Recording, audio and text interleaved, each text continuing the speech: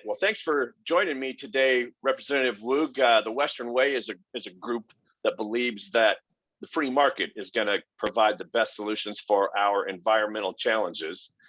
We're joined today by Representative Dan Woog. Dan, why don't you tell us a little bit about yourself and where you're from and what you're interested in and how you got here?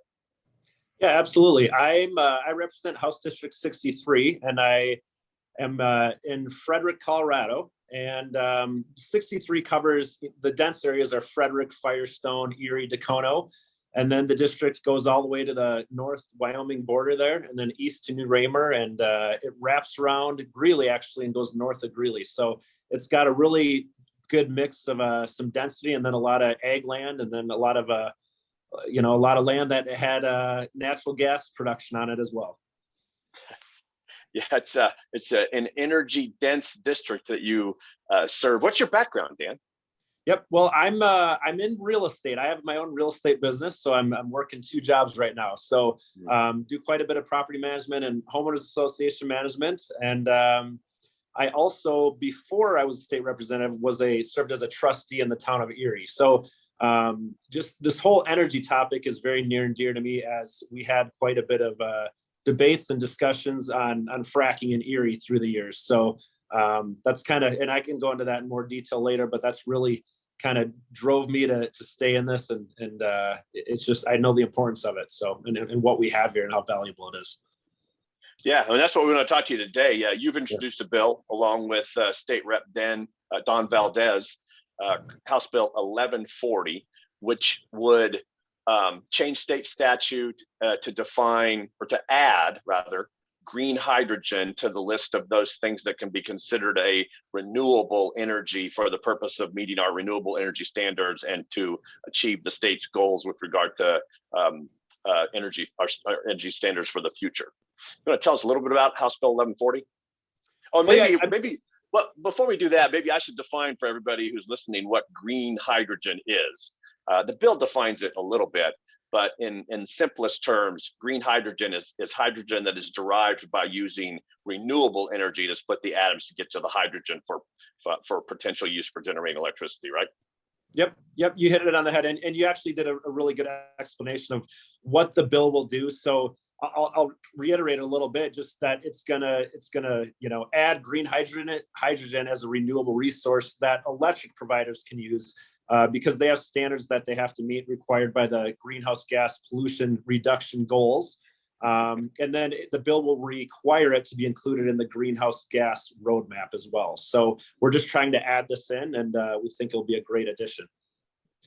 And this probably fits really well in Colorado. I mean, we have and are building out even more wind and solar, but there's a gap, right?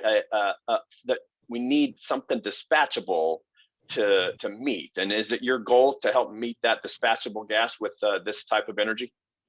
Yeah, that's absolutely right. There's a lot of interest being generated with it, and you hit the nail on the head. I think I mentioned earlier, I'm being in an area that has a lot of natural gas production, or had a lot of natural gas production. Obviously, all the regulation that government has placed on that, it's really decreased, obviously. So we need, with this roadmap, we really need other options to keep costs down, and we need something to fill in the gaps. And just from all the research I've done on green hydrogen, and from who I've heard from stakeholders, it looks like this could be a very good possibility to help fill that gap. And ultimately, really, I think the more sources we have, to me, that keeps costs down in the long run. Yeah, and the Western Way has been working on an all of the above energy strategy and hosting people from the national security apparatus. We had a general come in and talk about it. And I don't think it's ever been as clear to America, and for that matter, the rest of the world, as it is right now, why all of the above is such an important energy balance goal for this country. Do you, as an office holder, what's that mean to you, and how important is that? Yeah, I mean, the path is clear. I mean, like I mentioned earlier, this greenhouse gas pollution roadmap, we know where things are going, and we simply cannot get there. Again, regulating the heck out of the oil and gas industry and just expecting to have electrification of everything is just not going to happen unless we do follow an all of the above approach. So you're absolutely right. I mean, the list is kind of endless. We still need to rely on oil and gas, wind, geothermal, nuclear, et cetera. So green hydrogen is, like I said, is another addition to that. And it's key that we really look into these other alternative sources that could really be a huge benefit. And again, really limited, if not zero, such as what we're talking about, pollution from these. Yeah, and this is important. So you're a business owner and a conservative. You live in Weld County, but you live in that nexus of Weld County, the southwest corner, that has conservatives, yes, oil and gas production, yes, but a lot of folks that are also into the great outdoors of Colorado, like I'm sure you are. So let's talk a little bit about how important this is for you as a conservative, as a resident of that area of Weld County that's so darn important as far as finding, a way for everybody to get along. What's this, Yeah. is this, how's this fit into that? Does this represent that for you? Yeah, I think it's very exciting. There's a lot of constituents, and I do have many that even did work in the oil and gas industry. So I hear a lot from them, and not one of them has ever told me, hey, we should only be relying on oil and gas. I mean, that's just not the way it works. And you're right. So many of us, including me, love the outdoors, love going for hikes, love skiing. I want to be outside. I want that clean air. So I think this just fits into that perfectly. And I think people can get behind this, no matter if they're, people that do work in the oil and gas industry, whatever they may do. This is just something that everyone can see could really give us huge benefits and, make our air as clean as possible. Right. So this is a part of that. Are there some other things that conservatives can do in Colorado to show that we care about all of the above, about the environment, about making sure that we have a reliable and affordable source of energy for everyone?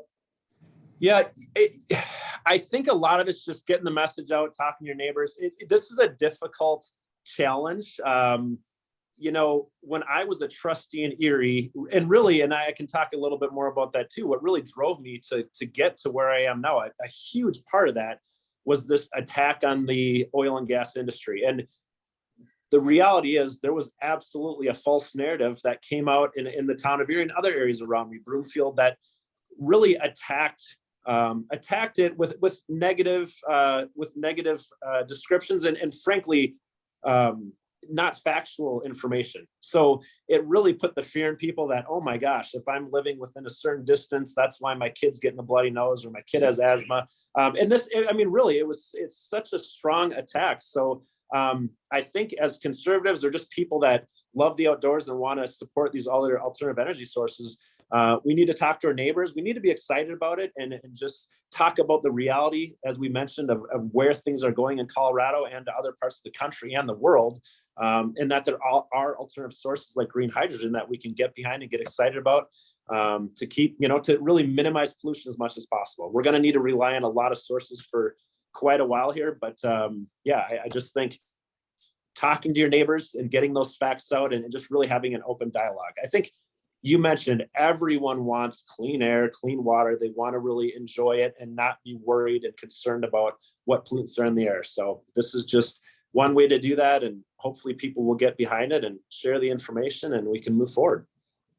Yeah, and that's where your leadership comes in, because when you introduce a bill like this in the legislature, it does raise that issue up to people's conscience. So thank you for doing that, and that's one of the ways you talk to neighbors about it is if you introduce a bill like this in the legislature, it's going to earn a little bit of attention and raise that issue up, and people will say, oh, that is important for all of us.